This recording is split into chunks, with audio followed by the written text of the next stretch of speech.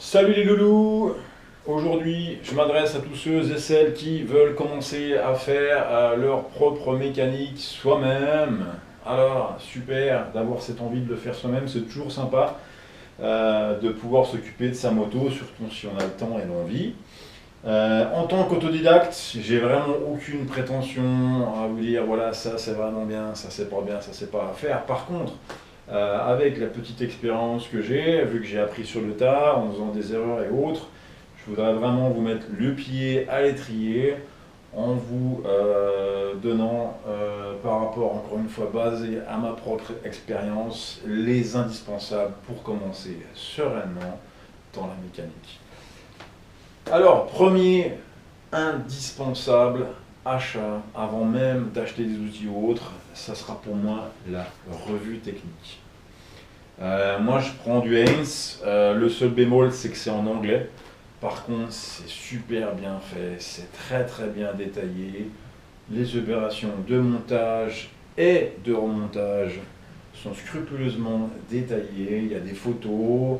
En général, ils mettent bien en avant les étapes qui sont un petit peu complexes ou qui nécessitent un peu plus d'attention.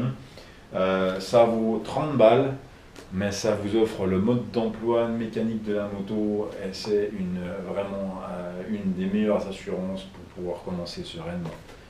Vraiment à conseiller. 30 balles. Ensuite, parce qu'on aime bien voir ce qu'on fait, une petite lampe LED qui va vous donner de la visibilité pour voir ce que vous faites, si vous dévissez bien au bon endroit, s'il n'y a pas de problème, quand vous voulez nettoyer, si jamais il y a un filtre qui est resté coincé. Petite LED, ça vaut entre 5 et 10 euros et ça va vraiment vous simplifier la vie, ça évite d'avoir son téléphone par terre ou autre. Ça se met dans une poche, ça peut se fixer, c'est aimanté, du bonheur. Un peu de propreté, pour éviter de foutre de l'huile partout ou de faire ça à l'arrache avec un vieux bidon de lave-glace à moitié coupé. Investissez dans un bac à huile, ça vaut 10 euros, ça se vidange tranquillement avec les différents orifices. Vous avez ici l'espèce d'entonnoir, ce qui fait que même quand vous vidangez le filtre à huile, ça ne va pas couler par terre et ça va vous permettre de le transporter une fois que vous avez fini les vidanges pour aller à la déchetterie ou aller dans un garage ou autre pour laisser votre huile usagée. Encore une fois, que du bonheur, pas de souci. La 90, malheureusement, n'a pas, ou heureusement, tout dépend du point de vue, n'a pas de béquille centrale, ce qui fait qu'on va avoir besoin d'une béquille atelier, comme celle-ci, avec embout spécifique, pour pouvoir maintenir la moto à la verticale, qu'elle soit bien stable, éviter de faire ça à l'arrache, contre un mur ou autre, avec des sangles. Ça vaut entre 70 et 80 euros avec l'embout spécifique. Et ça va vous simplifier la vie, mais d'une force. En plus de ça, vous allez avoir tranquillement l'accès au démontage de la roue arrière, ce qui est nécessaire pour la vidange du couple conique. Du bonheur, vraiment du bonheur. Prenez quand même une qualité qui soit quand même assez sympa pour éviter de problèmes. Et encore une fois, pensez à avoir la bonne dimension au niveau de l'embout qui se fixe. En général, la béquille est standard. Pensez à avoir le bon embout et surtout qu'il soit du bon côté au niveau de l'axe de roue arrière. On continue parce qu'on parle d'entretien courant. On commence tranquillement. On va quand même pas se faire une dépose de moteur pour commencer. Aujourd'hui, on parle de vraiment l'indispensable pour de l'entretien moteur annuel, vidange, filtre, etc. Donc, cloche de filtre à huile, pareil. Vous pouvez faire ça avec d'autres outils un peu plus standards, moins adaptés. Vous allez galérer, ça va vous prendre la tête, et ça va vous dégoûter. Au pire, vous allez faire des conneries. Petite cloche de filtre, ça vaut pareil entre 10 et 15 euros suivant les marques. Ça c'est tranquille, c'est de la bonne gamme.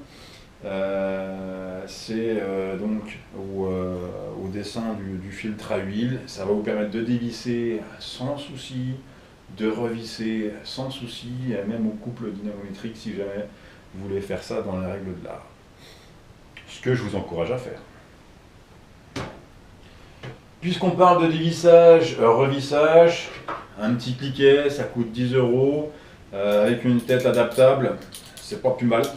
Ça vous permet d'avoir des angles qui sont des fois un petit peu relous, si jamais il y a une tubulure d'échappement ou autre qui est sur le chemin. Donc 10 balles, un petit cliquet, ça fait le taf, c'est que du bonheur. En plus ça fait un petit bruit sympa. On continue dans la visserie sur la 90 et sur la plupart des modèles BMW assez récents. On va avoir du 6 pans, donc c'est toujours mieux d'avoir les outils adaptés encore une fois.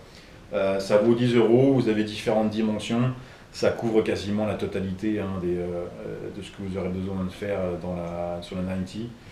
Voilà quoi, c'est que du bonheur, ça se met sur le cliquet sans souci, ici bici. Encore une fois sur les motos BM récentes, on va avoir beaucoup de Torx sur différents types de visseries, que ce soit pour déposer le pot d'échappement ou alors même démonter la roue arrière, on va être sur du Torx. Par contre, je vous conseille, encore une fois c'est un conseil, je ne suis pas un pro de la mécanique, c'est juste ma propre expérience, d'avoir du Torx avec trouée, donc on peut appeler ça femelle. Et en général, ça peut avoir une incidence sur le type de vis Torx que vous avez besoin d'enlever. Donc faites attention, encore une fois, à avoir les bons embouts adaptés, ça va vous simplifier la vie. Pour finir, vissage, revissage. Alors là, il y a plusieurs écoles. Moi, je suis vraiment un amateur en mécanique, et encore, je ne sais même pas si on peut appeler ça mécanique. J'ai toujours eu une tendance à serrer fort, trop fort, j'ai pété des vis, j'en ai eu marre et je me suis muni d'une clé dynamométrique. Alors certes, c'est vrai, c'est un petit investissement, il y en a pour 90 € en général si on veut une clé dynamo qui a une amplitude assez large.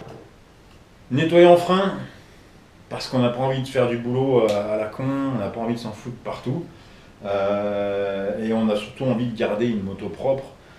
Quitte à faire votre entretien vous-même, faites-le bien, faites un beau travail, soyez fiers de vous. Le nettoyant frein, alors on va pas parler de frein aujourd'hui, par contre ça marche super bien dans tout ce qui est corps gras, comme l'huile moteur, l'huile de boîte ou autre. Quand vous faites votre vidange de filtre à huile ou autre, vous avez toujours une espèce d'huile qui va ruisseler le long du moteur ou autre.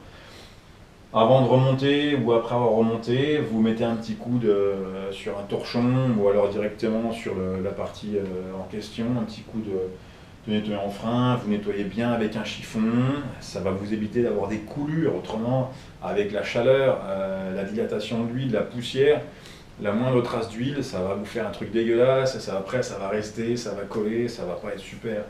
Voilà, donc petit résumé. Au niveau des indispensables pour moi, encore une fois, en tant qu'autodidacte, j'ai aucune prétention à savoir mieux que les autres, à faire mieux que les autres. C'est juste mon propre retour d'expérience, en l'occurrence sur la BMW 90 aujourd'hui.